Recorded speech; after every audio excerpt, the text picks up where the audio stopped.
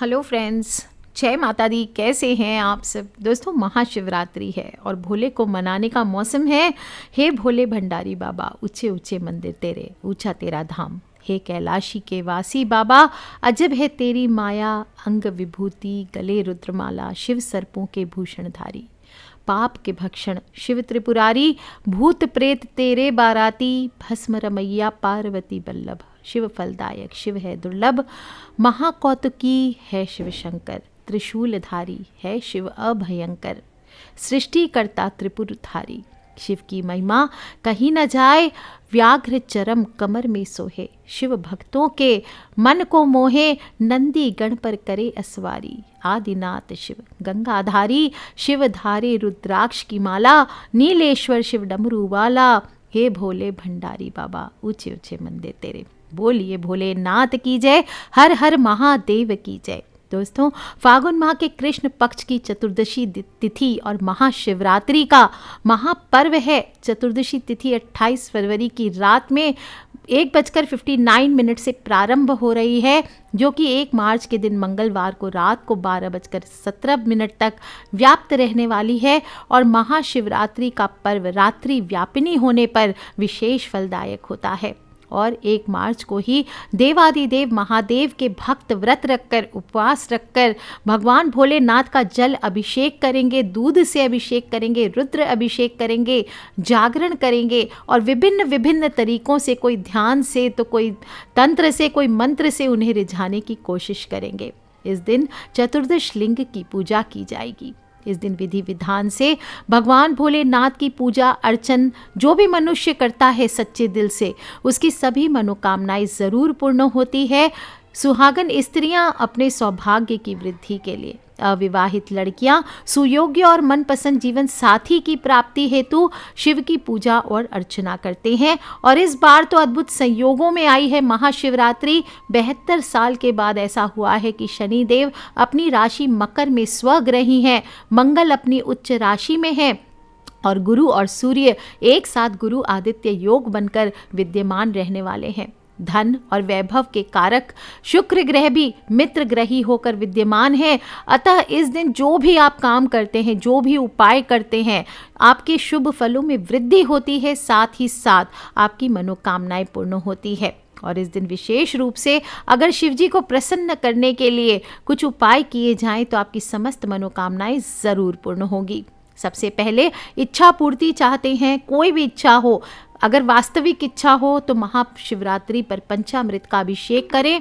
महाशिवरात्रि पर पंचामृत का अभिषेक करें या दूध में शहद मिलाकर शिवलिंग पर चढ़ाएं। आपकी मनोकामना जरूर पूरी होगी। बाद में खुद भी ये प्रसाद आपको ग्रहण करना चाहिए, आपका काम बनेगा। लेट्स सपोज आपकी शादी नहीं हो रही है तो आज के दिन शिवलिंग पर केसर मिश्रित दूध चढ़ाना चाहिए। इससे विवाह में आ रही बाधाएं दूर हो जाएंगी। अगर कोई परिवार में सदस्य बीमार है, रोग से ग्रसित है, तो रोगी को शिवलिंग पर चढ़ा हुआ जल इस दिन पिलाना है और शिवलिंग पर दूध और गंगा जल चढ़ाकर अभिषेक अवश्य करना चाहिए।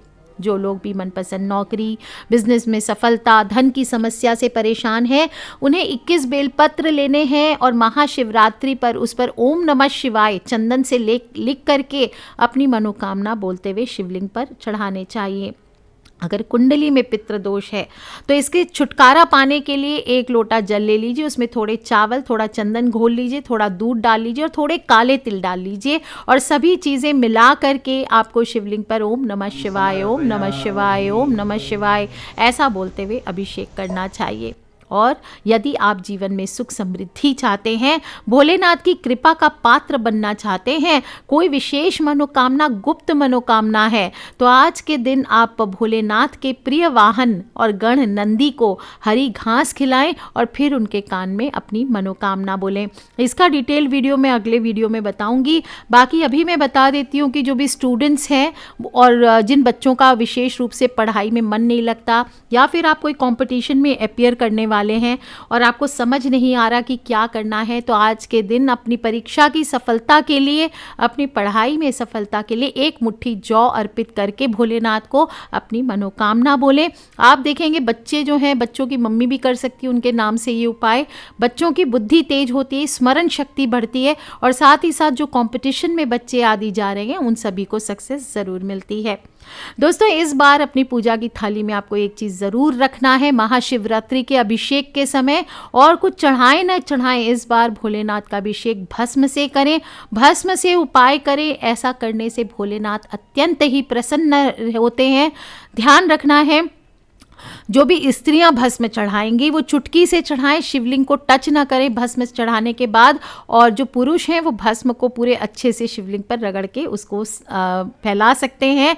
और ध्यान रखना है, शिव को बहुत ही प्रिय होती है भस्म। जो भी मनुष्य सच्चे दिल से भस्म अर्पित करता है, एक चुटकी ही सही, और साथ में अपनी मनोकामना, अपने कष्टों को भगवान के सामने प्रस्तुत करता है, तो आपकी भोलेनाथ की कृपा आपके जीवन पर पड़ती है। आपकी कष्ट दूर होते हैं, आपकी समस्याएं दूर होती है और साथ ही साथ आपकी सभी मनोकामनाएं भी पूर्ण होती है। बताने की जरूरत ही नहीं, जो भी शैव संप्रदाय के सन्यासी हैं आपने सबको देखा होगा भस्म रमाते, और हमें शिवजी के सभी मंत्रों, श्लोकों और स्तोत्रों में भस्म का वर्णन मिलता ही मिलता है।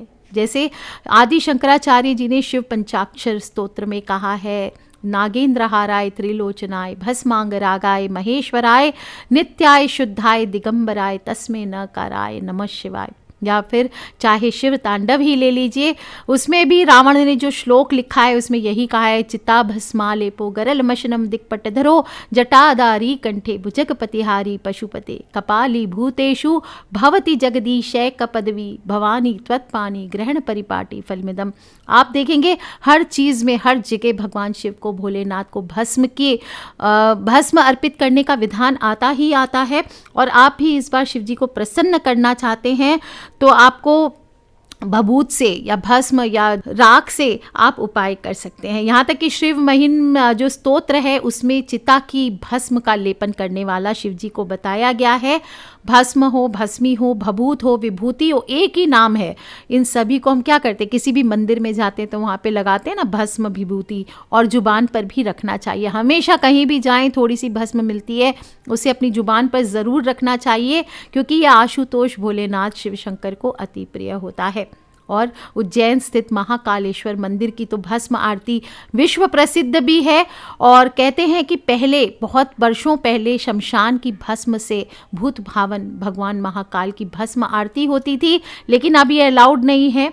अब नॉर्मल गोबर के कंडे की भस्म आरती श्रृंगार होता है, और इसको बनाने की एक विशेष विधि होती है। कैसे भस्म आप भी चाहें तो ये भस्म घर में तैयार कर सकते हैं। अगर आपको नहीं मिलती है, लौकिक भस्म मानी गई है। देखिए, भस्म 3 प्रकार की होती है, श्रौत, स्मार्त और लौकिक।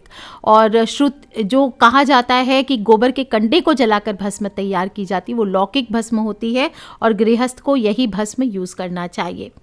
जो भी इस भस्म को भोले बाबा पर चढ़ाकर महाशिवरात्रि की रात को स्वयं के शरीर पर, स्वयं के हाथों में, स्वयं की भुजाओं में, स्वयं की फॉरहेड पर लेपन करता है, वह स्वयं भस्मधारी भगवान शिव का भक्त स्वरूप, शिव स्वरूप हो जाता है, पवित्र हो जाता है।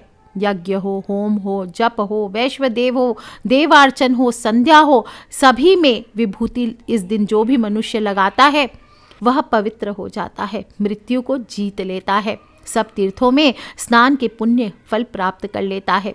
और जो भी मनुष्य इस दिन भोलेनाथ को भस्म अर्पित करके अपने इस भस्म को स्वयं लगाता है, इसका लेपन करता है अपने बाहों में, अपनी भुजाओं में, अपने फॉरहेड पर लगाता है, वह भस्मधारी भक्त शिव रूप हो जाता है, पवित्र हो जाता है।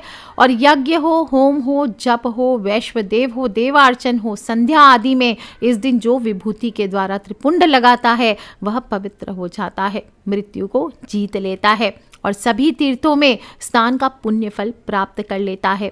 चाहे शूद्र हो, चाहे संकर जाति हो, सधवा हो, विधवा हो, स्त्री हो, बालक हो, ब्रह्मचारी हो, गृहस्थ हो, व्रती हो, सभी इस चमत्कारी भस्म को धारण कर सकते हैं। ऐसा नहीं कि सिर्फ साधु सन्यासी करेंगे। और भस्म हमारे शरीर पर रक्षा कवच का भी काम करती है। देखा जाए तो इसका दार्शनिक और वैज्ञानिक महत्व भी है। आपने देखा ये सन्यासी है, नागा साधु है, पूरे शरीर पर भस्म लगाते हैं। क्यों? क्योंकि वो जैसे तैसे हर जगह बैठते हैं। तो एक तो इससे इनके शरीर की कीटाणुओं से रक्षा होती है। दूसरी चीज, इनके रोम कूपों को ढककर ठंड भी नहीं लगने देती और गर्मी से भी राहत देती है। और इस तरह से कहा जाता है कि जो बिरजा हवन होती है उसकी भस्म सर्वोत्कृष्ट होती है। अच्छा, भस्म क्यों धारण करते हैं इसके बारे में भी बड़ी प्यारी सी बात आती है। वैसे भी भोलेनाथ को देखे तो सब विचित्र चीज़ें वो यूज़ करते हैं, चाहे जहरीला धतूरा हो, नशीली भांग हो, गण भी उनके कैसे भूत प्रेत, गले में लिपटे नागदेव, हर और तन पे भस्म रमाए हुए। बहुत कम लोग जानते हैं कि उनके शरीर पर लिपटी सौंधी भस्म जो है उसका कारण क्या है। तो आपको बता दूं, भगवान शिव ने अपने तन पर जो भस्म रमाई है वो उनकी पत्नी सती की चिता की भस्म थी, जो कि उन्होंने अपने पिता द्वारा भगवान शिव के अपमान से आहत हो वहां हो रहे यज्ञ के हवन कुंड में कूद गई थी। भगवान शिव को जब इसका पता चला तो वो बहुत बेचैन हुए और जलते कुंड से सती के शरीर को निकालकर प्रलाप करते हुए ब्रह्मांड में घूमते रहे। उनके क्रोध और बेचैनी से सारी सृष्टि खतरे में पड़ गई और जहां जहां सती के अंग गिरते गए वहां वहां शक्तिपीठ की स्थापना होती गई। फिर भी शिव का संताप जारी रहा। तब श्री हरि ने सती के शरीर को भस्म में परिवर्तित कर दिया और विरह की अग्नि में भस्म को ही सती की अंतिम निशानी के तौर पर उन्होंने सारे तन पर लगा लिया। एक रहस्य ये भी हो सकता है कि भगवान शिव को विनाशक माना जाता है। ब्रह्मा जहाँ सृष्टि के निर्माण करता है, विष्णु पालन पोषण करता है, लेकिन जब सृष्टि में नकारात्मकता बढ़ती है तब भगवान शिव विध्वंस करते हैं। विध्वंस यानी कि समाप्ति, और भस्म इसी अंत, इसी विध्वंस का प्रतीक है। और शिव हमेशा हमें याद दिलाते हैं कि पाप के रास्ते पर चलना छोड़ दें, नहीं तो अंत में सब राख ही होगा। और महाशिवरात्रि पर इस विरक्ति को ही हमें अपनाना है और भोले बाबा में समाना है। भस्म से भोले बाबा का अभिषेक करके श्रृंगार करना ना भूलें। और कैसे करें तैयार? जिन लोगों को भस्म कहीं से प्राप्त होती है, किसी अच्छे कुंड की, वहाँ से ले करके आप भस्म बाबा को अर्पित करें। और नहीं तो मैं आपको विधि घर में भी बता देती हूँ। आप चाहे तो घर में ही भस्म बना करके उससे बाबा का अभिषेक कर सकते हैं। नियम ये होता है, कपिला गाय की गोबर होती है और शमी, पीपल, पलाश, बड़, अमलतास और बेर की लकड़ियों को जलाकर बनाई हुई भस्म का प्रयोग करना चाहिए। और जलते कंडे में जड़ी बूटी और कपूर गूगल की मात्रा खूब सारी डालनी चाहिए, ताकि ये भस्म ना सिर्फ सेहत की दृष्टि से बल्कि स्वाद में भी लाजवाब रहे। और ये लौकिक भस्म होती है। और जब भस्म तैयार हो जाए तो आपको ध्यान रखना है, जब भी अगर आप घर में भस्म बना रहे हैं तो आपको ओम अघोरेभ्यो अथ घोरेभ्यो घोर घोर तरेभ्य सर्वतः सर्व सर्वेभ्यो नमस्ते अस्तु रुद्र रूपेभ्य, इस मंत्र का जप करते हुए आपको भस्म बनानी चाहिए। तब तक उच्चारण करते रहें जब तक भस्म तैयार ना हो जाए। और ज्योतिष के अनुसार ये तैयार भस्म को ही शिव अग्नि कहा जाता है। अब जब भस्म तैयार हो जाती है तो इसका सफ़ेद भाग निकालकर आपको अलग रखना है। और सफ़ेद भाग जो होता है यही भस्म पूजा में काम आती है। कई जगह पर मार्केट में मिलती है सफ़ेद रंग की भस्म, उससे लोग खरीद के बाबा का अभिषेक करते हैं। ऐसा नहीं करना चाहिए। जो प्रॉपर भस्म कहीं पे हो वो ही आपको प्राप्त करना चाहिए। और नहीं तो आप इसी विधि से बनाएं। अगर नहीं कर सकते तो आपके घर में जो भी गोबर के कंडे हैं सिर्फ उसको जला लीजिए और जब वो भस्म बन जाए सिर्फ वो भस्म आप बाबा को अर्पित कीजिए। और जो लोग भी नियम पूर्वक भस्म बना रहे हैं उनको ध्यान रखना है, सफ़ेद भाग निकाल कर अलग रख लीजिए।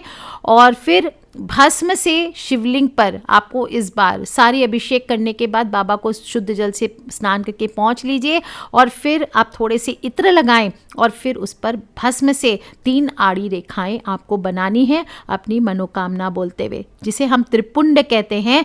और शिव जी को भस्म लगाने के बाद स्वयं भी शिव पंचाक्षर मंत्र नमः शिवाय नमः शिवाय नमः शिवाय ऐसा बोलते हुए इसे अपने मस्तक पर और दोनों भुजाओं पर, फिर हृदय पर और फिर नाभि में, ये 5 स्थानों पर त्रिपुंड अवश्य लगाना चाहिए।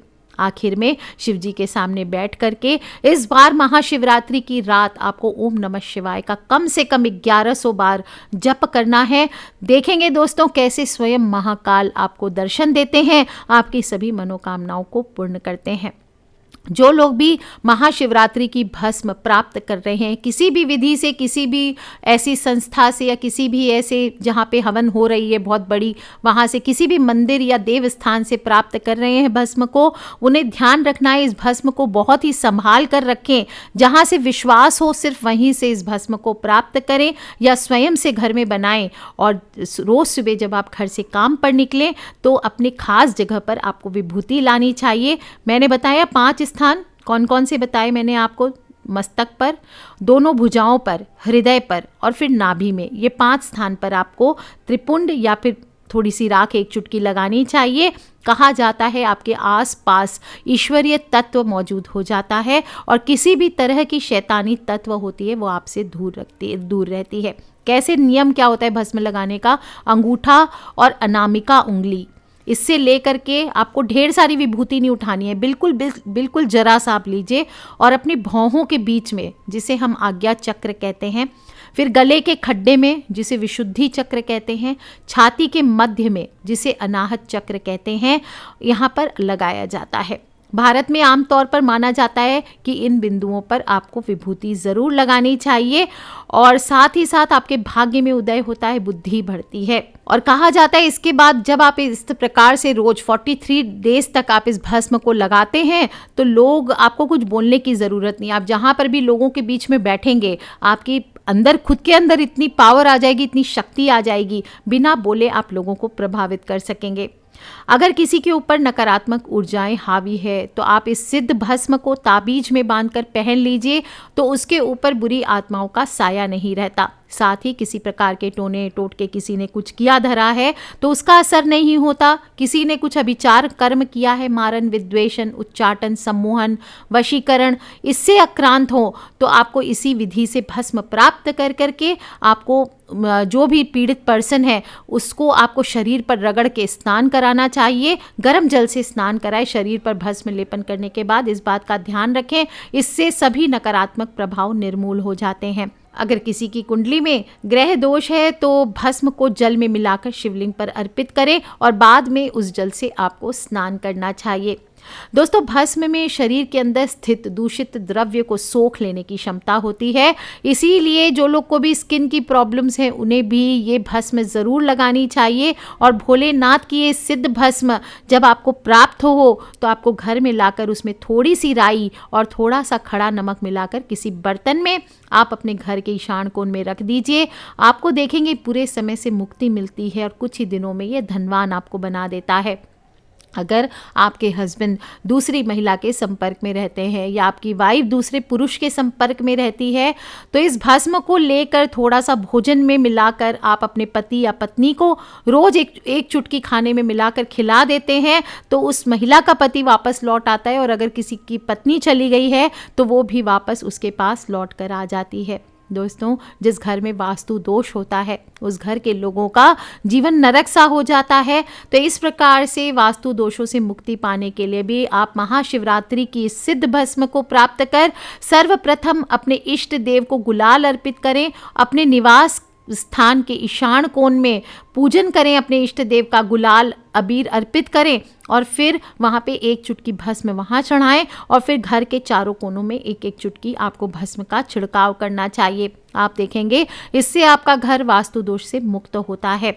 यदि बार बार आपको आर्थिक हानि का सामना करना पड़ रहा है और महाशिवरात्रि के बाद आपको ये सिद्ध भस्म प्राप्त होती है तो अपने घर के मुख्य द्वार की चौखट पर 2 मुखी आटे का दिया बनाना है और चौखट पर थोड़ा सा गुलाल छिड़क कर उसके ऊपर 1 चुटकी भस्म छिड़कें और फिर वहाँ दीपक जलाकर 43 डेज तक आप या फिर होली तक सिर्फ इस उपाय को कीजिए। आप देखिए आपके घर में आर्थिक हानि अगर हो रही है तो वो दूर होगा, कर्ज अगर चढ़ गया है तो वो दूर होता है।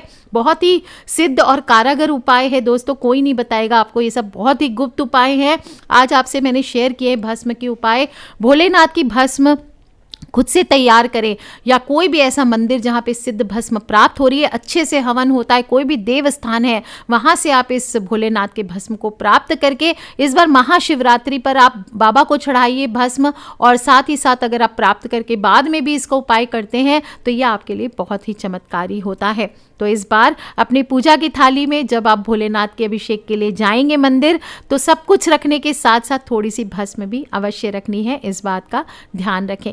कर लीजिए उपाय दोस्तों, खिलखिलाते रहिए, मुस्कुराते रहिए, सब्सक्राइब करके रखें ताकि आने वाले वीडियोस से आप और मैं कनेक्टेड रहें, और अपने फ्रेंड्स, फैमिली, मम्मी पापा, भाई बहन, बच्चे सभी लोगों से इसे शेयर कर ले, क्योंकि हमें नहीं पता कौन सी उपाय कब किसकी लाइफ बदल दे। So take care friends, love you all, जय माता दी, बम बम भोलेनाथ की। आप सभी को महाशिवरात्रि की हार्दिक हार्दिक शुभकामनाएं। हो जाइए तैयार, महाशिवरात्रि की रात है, बाबा के ध्यान में समाना है, ओम नमः शिवाय का जप करके बाबा को रिझाना है। So take care friends, love you all, जय माता दी, बम बम भोलेनाथ की।